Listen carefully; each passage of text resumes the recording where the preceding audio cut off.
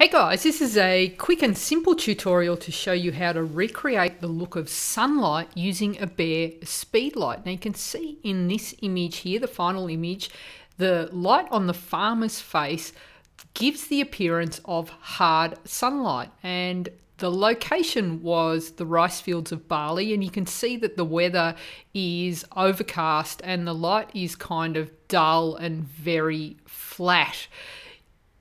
Here's a close-up of the farmer, and you can see that it is really flat lighting. So simply by asking my assistant Fo here to hold the speed light up, similar to how you'd see daylight, and what I've done is I've added a color temperature orange gel to that speed light. So basically what a color temperature orange gel is it's a orange sheet of plastic that you place over your speed light. Now these gels, you can buy them in little packets that are cut to size. They'll fit over the end of your speed light, and they come in different strengths. So you can get them in quarter, half, and full strength. And you can see when you hold them up that the full strength is a lot darker. To recreate sunlight, I've gone with a quarter strength, and it just warms up the light that's coming from your flash, similar to how sunlight has a little bit of warmth to it.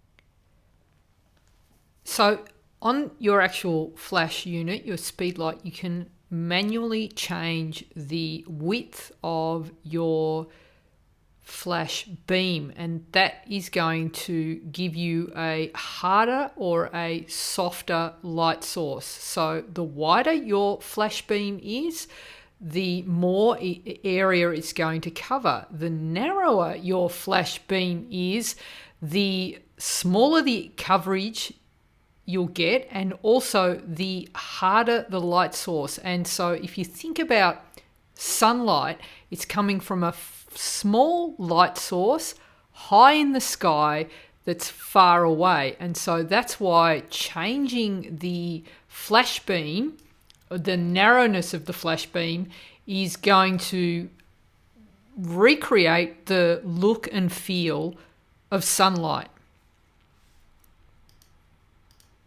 Now when you're shooting in auto mode or TTL with a speed light mounted onto the camera, you'll notice that the focal length, which is this little number here in the top right hand corner, will change depending on the focal length of the lens that you're using. So as you zoom out to say 24, the focal length on the flash will change to 24 millimeters as well.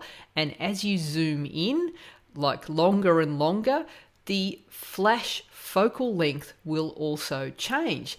Now, the reason for this is that the camera and the flash will work together to only illuminate the area that you're focusing on. So if you're focusing on a wide area, the flash is going to light that entire area or give you a wider flash focal length. And if you're focusing on a narrow area where your field of view is much narrower, the focal length or the area that the flash is putting out is going to be a lot narrower.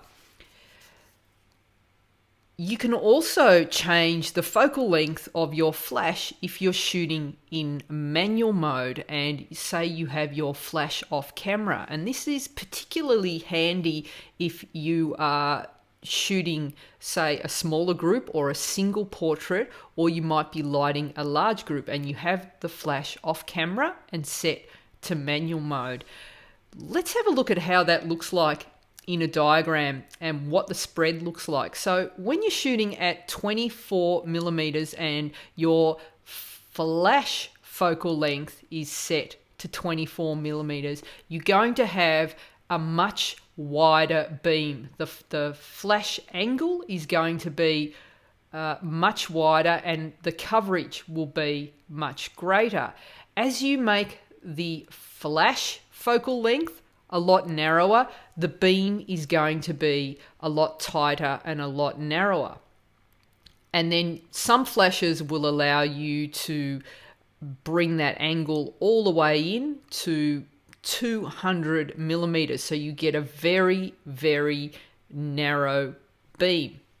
Now, where this gets interesting is if you want to create, say, a very hard light, and let's say you want to replicate something like sunlight, or you want to give a more dramatic look to your shots and you want to create a harder shadow, then you want a smaller, narrower light source that is going to be replicate something like sunlight, which is a small, hard light source. So the narrower your flash beam is, the harder that light source is. Okay, so let's have a look at how I created the shot.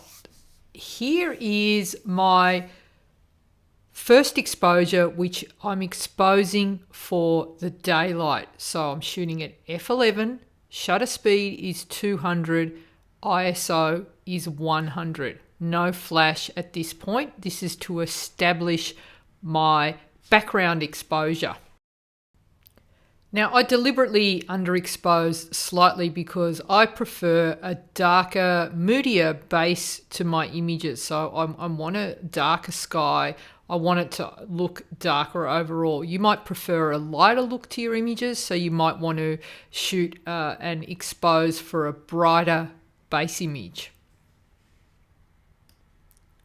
To recreate the sun, it's basically adding a speed light. So I've got my assistant off to the side holding the speed light quite a distance away and up high to replicate the angle of the sun.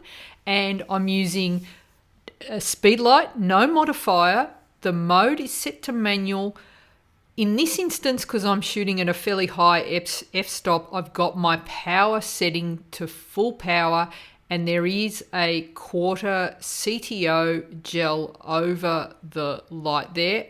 All my other camera settings remain the same as my base exposure. So it's basically adding that little dook of light to the face. It's a hard light, and you can see in the final example here with the edit, I've created a kind of a moody, edgy look to the light, and hopefully it gives the appearance of hard sunlight.